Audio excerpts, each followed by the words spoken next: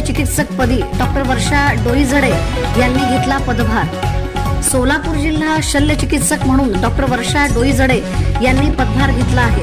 या पदावर पहिल्यांदाच एक महिला डॉक्टरला मान मिळाला आहे। जिल्हा शल्य चिकित्सक सुहास माने यांची ठाण्याचे आरोग्य उपसंचालक म्हणून बदली झाली आहे।